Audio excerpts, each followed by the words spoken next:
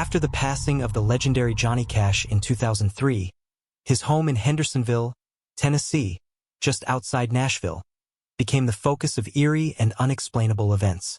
The sprawling lakeside estate, where Cash and his wife June Carter Cash spent their later years, had always been a haven for music and creativity.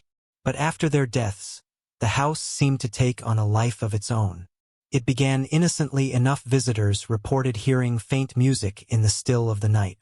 At first, they dismissed it as the echoes of memories, perhaps carried on the lake breeze. But the melodies grew clearer over time. Witnesses swore they heard the unmistakable low hum of Johnny's voice, singing snippets of Hurt or Ring of Fire, as if rehearsing for an unseen audience. One contractor hired to work on renovations claimed he heard a guitar strumming from the living room while he was alone in the house. He entered the room to find a guitar lying on a chair, untouched. When he tried to pick it up, it gave off a deep, resonant hum that sent him running from the property. Neighbors began noticing a shadowy figure on the porch late at night. Dressed in what appeared to be a black trench coat, the figure would stand motionless, gazing at the lake. When approached, it would vanish into thin air. A local historian noted that the description matched the way Johnny Cash often appeared during his reflective moments. A particularly chilling incident occurred when a group of paranormal investigators visited the house. As they set up their equipment in the music room, their infrared cameras captured what looked like a tall man with a cowboy hat standing in the corner. He wasn't there when they turned on the lights.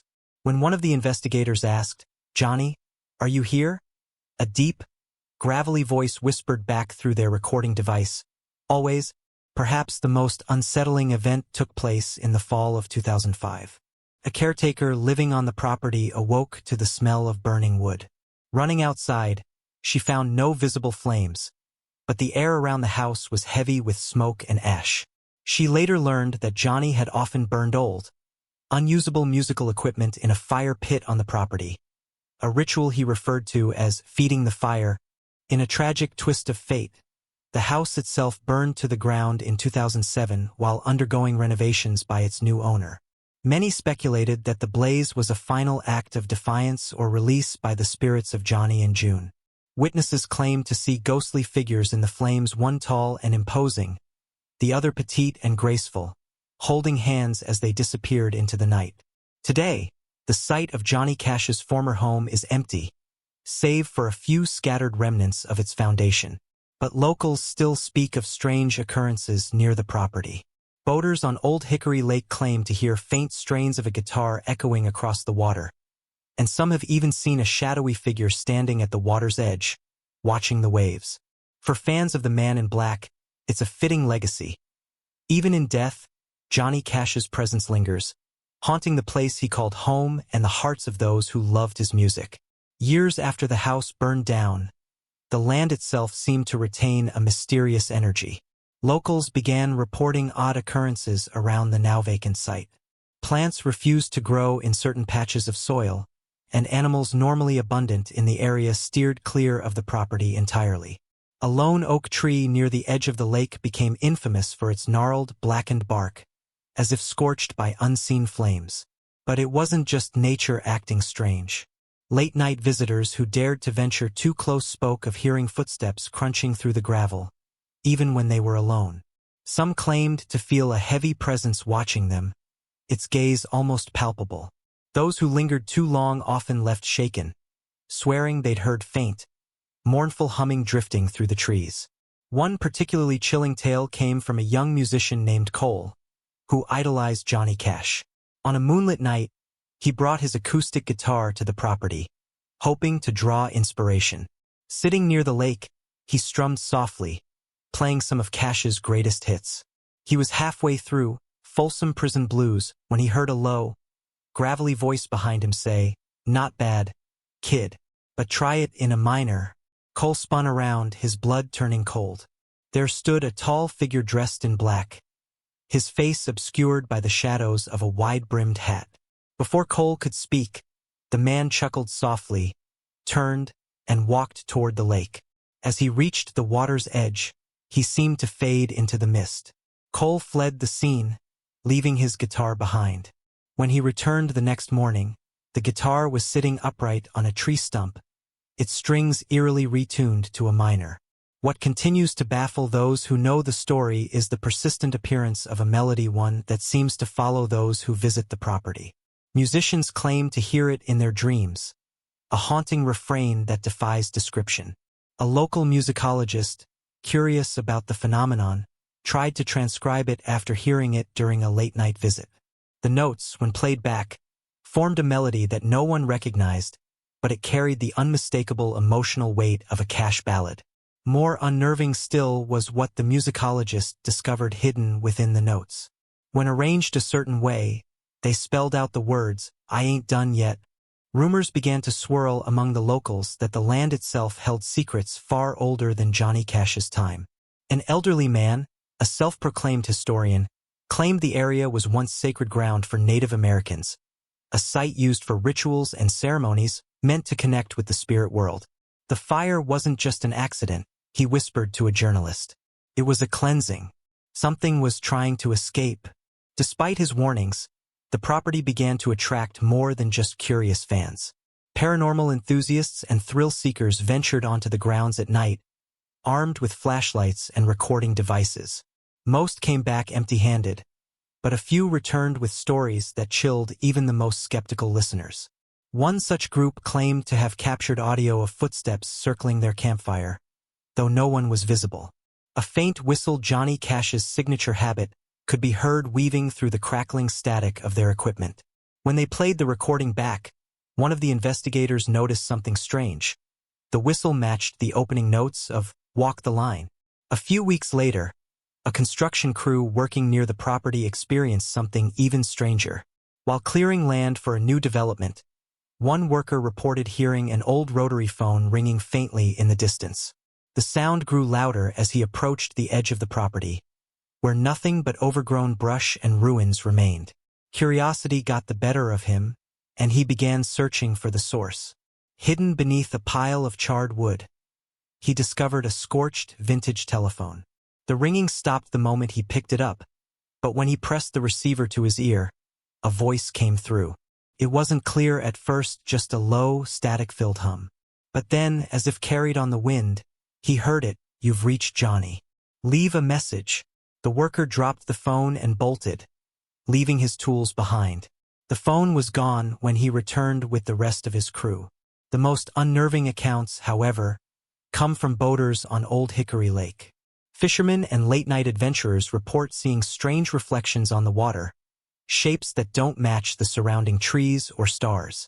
One man, a lifelong fan of Cash, swore he saw the outline of a tall figure standing on the shoreline, illuminated by an otherworldly glow. When he looked closer, the figure raised its hand and pointed toward the middle of the lake. The man followed the gesture, steering his boat toward the indicated spot. As he reached the center, the water beneath him began to ripple violently, though there was no wind. Beneath the surface, he thought he saw the faint outline of something or someone. A face, deep in the water, staring back at him. And then, just as suddenly, the lake stilled. The man fled the scene, but others have reported similar occurrences, always involving that same eerie glow. Locals now avoid the area entirely after dark, speaking of it in hushed tones. Theories abound. Some say it's Johnny's restless spirit. Others believe the land was cursed long before he arrived. But a chilling message recently appeared in the form of a burned tree trunk near the site. Carved into the blackened wood were the words, "Don't dig. Don't wake it." No one knows what it refers to, or who left the message. But as the whispers grow louder and the strange phenomena continue, the question becomes less about whether something is haunting the land and more about what will happen when it fully reveals itself. Don't forget to subscribe and like if you liked this story. One stormy evening, a drifter appeared in a nearby diner, soaked to the bone and mumbling incoherently. He claimed to have wandered too close to the site of Johnny Cash's former home. It wasn't just him, he said, his eyes wide and haunted. There were others, watching, waiting. When pressed for details, the drifter described figures that seemed to emerge from the shadows, hazy shapes that flickered like old film reels.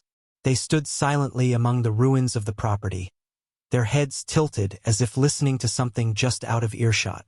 The drifter swore he heard a low, resonant hum, something that made his chest tighten and his breath catch. It wasn't music, he said, but it carried a rhythm, a pulse, as if the ground itself was alive. Before anyone could ask more, the man bolted from the diner, vanishing into the rain. His words left the patrons uneasy, though most dismissed him as just another eccentric. Yet, over the following weeks, others began to report glimpses of the shadowy figures, always standing near the lake, always silent. As the sightings continued, a discovery brought new fuel to the growing mystery. A local metal detector enthusiast stumbled upon what appeared to be a scorched leather-bound journal buried near the ruins of the house. The pages were brittle, but a few remained intact. Inside were handwritten lyrics, unmistakably penned in Johnny Cash's distinctive hand. The lyrics were hauntingly unfamiliar, unlike any song Cash had ever released. Phrases like, "chained to the fire," and "the hollow man sings," seemed to leap off the page. Most chilling was a recurring refrain, written over and over as if in a trance, "Don't wake the dark." The journal was sent to a music archivist in Nashville for authentication, but it vanished en route, leaving behind only whispers of its contents. One night, a group of hikers camping on a ridge overlooking the lake reported seeing a procession of lights moving across the water. At first, they thought it was a group of boats, but as the lights drew closer, they realized there were no vessels, just orbs of flickering golden light, drifting silently above the waves. The lights seemed to follow a deliberate path, heading straight toward the ruins. When they reached the shore, they stopped, hovering in place for several minutes before vanishing in unison. The hikers described the experience as beautiful yet deeply unsettling, as though the lights were searching for something or someone. The next morning, the hikers returned to the shore and found a single black rose lying in the exact spot where the lights had disappeared. Its petals were cold to the touch, and the air around it carried the faint scent of smoke and old wood.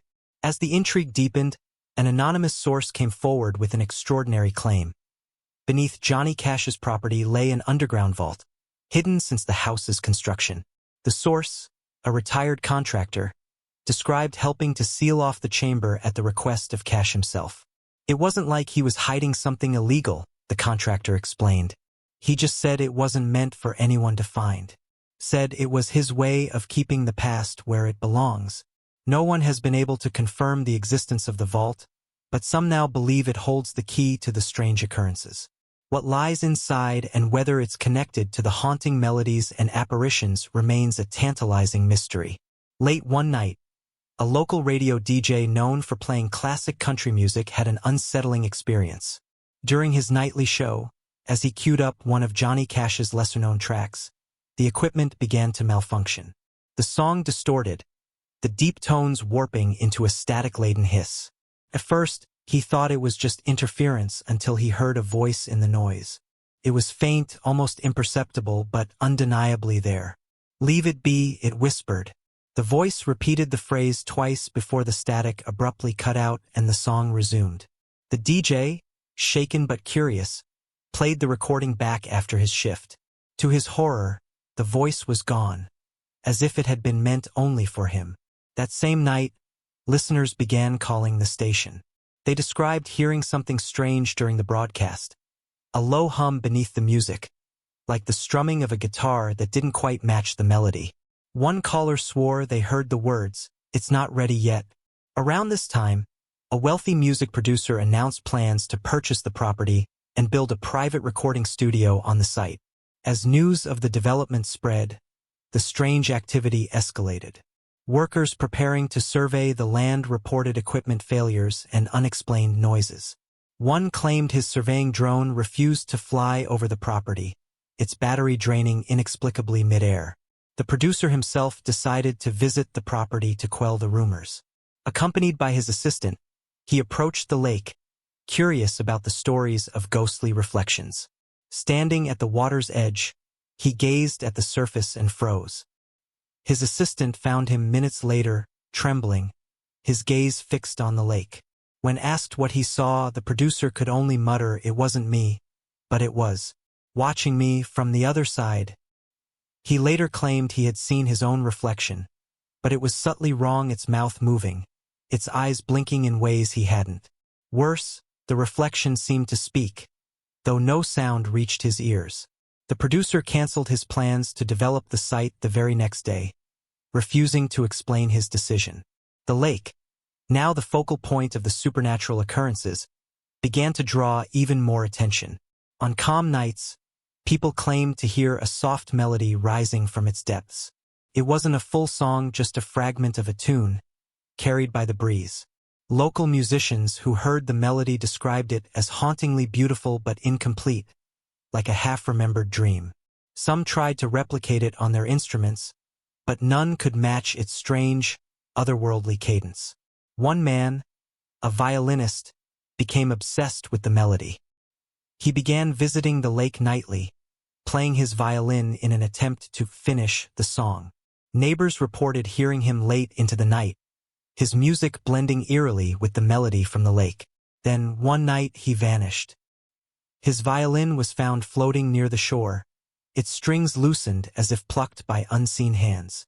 As whispers of the land's eerie power grew, more people began reporting a sense of being watched near the property. Some described fleeting glimpses of figures in the distance, always just at the edge of perception. Others felt a strange weight in the air, as though unseen eyes followed their every move.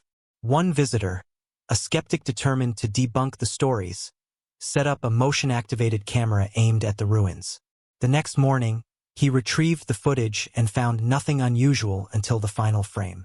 In the last image, just before the camera shut off, a faint silhouette appeared.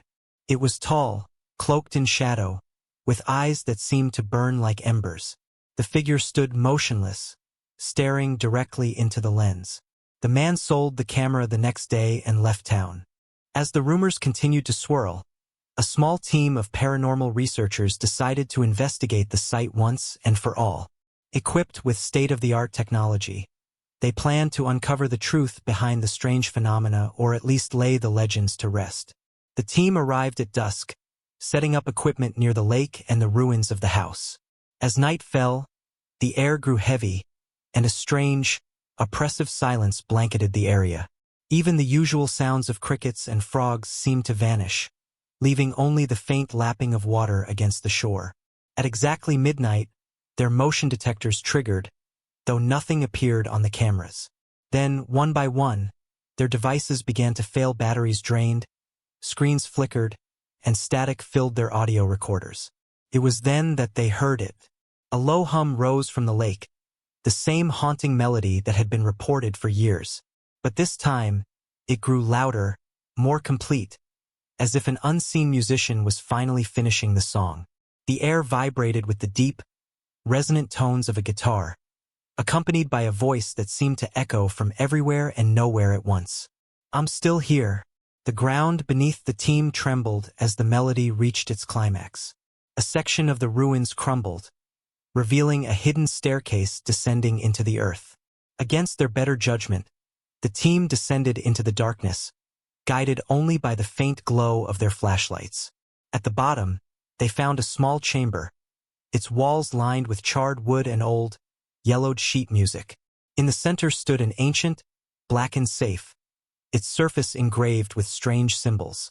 One of the researchers, a cache aficionado, recognized the symbols from Native American lore markings meant to seal away spirits or curses. As they approached the safe, the humming grew louder, almost deafening. One of the researchers, overcome with curiosity, reached out to touch it. The moment his hand made contact, the humming stopped, replaced by an otherworldly silence.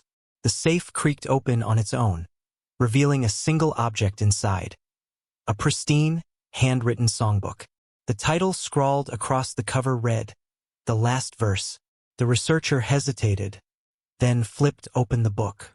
The pages were filled with lyrics and music, unlike anything Johnny Cash had ever recorded. As he read the final verse aloud, the room began to shake violently, and a shadowy figure emerged from the darkness. It was tall, cloaked in black, with burning ember-like eyes. The team froze in terror as the figure stepped forward, its presence suffocating. The figure raised a hand and spoke in a voice that resonated like thunder, "You should not have come. The song is not for the living." The next morning, locals found the researchers' van abandoned near the property. Inside were their cameras and recording equipment, but the footage was corrupted, filled with static and distorted images. The team was never seen again, and the staircase to the underground chamber had vanished, as if it had never existed. In the weeks that followed, the strange occurrences around the lake ceased. The shadowy figures, the humming melody, and the eerie reflections all disappeared, leaving behind an unsettling stillness. But some believe the song was never meant to be finished, that the land, and whatever power it held, now lies dormant, waiting for the next soul brave or foolish enough to uncover its secrets. And at night, when the wind is just right, some say you can still hear the faint strum of a guitar, accompanied by a low, haunting voice. The last verse is mine. Don't forget to subscribe and like if you liked this story. Any coincidences with real events or characters are accidental.